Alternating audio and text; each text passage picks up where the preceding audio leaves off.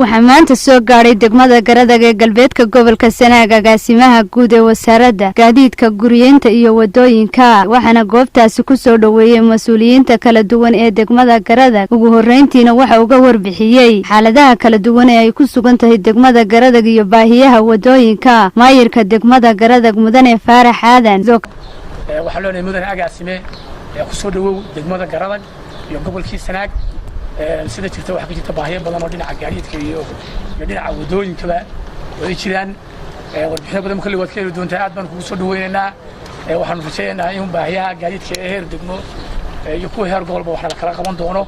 degmada Garadag oo aad iyo aad runtii deegaan ballaaran ku taala gaadiidka joogaana uu aad u yar yahay anagoo ku soo koobnay warbixinaha yagiina aan qoraal ku soo sameynay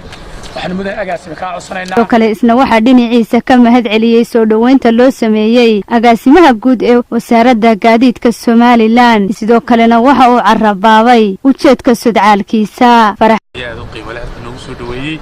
aniga iyo wafdigan hogaaminaya ka socda wasaaradda gaadiidka iyo horumarinta jidadka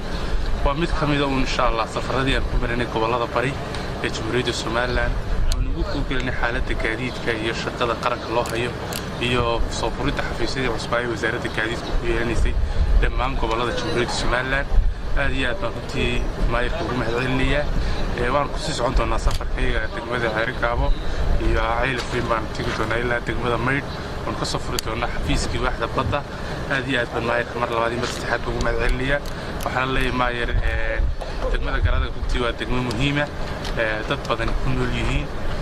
waxna ay barakacayaal farabadan iyo ummad badan oo xoolihii iyo abaarihi ay yimaadeen halka yimaadeen insha Allah codsigiina waan tixgelin doonaa meelaha wasaaraddeedu wixii aan ka qaban karnaa waan ka qaban doonaa intii naga awood badatana insha Allah taala waxaan ku doonaa madaxdii naga sareysay Farax Cabdi Nuur telefishinka caalamiga ee Home Cable TV degmada Garadag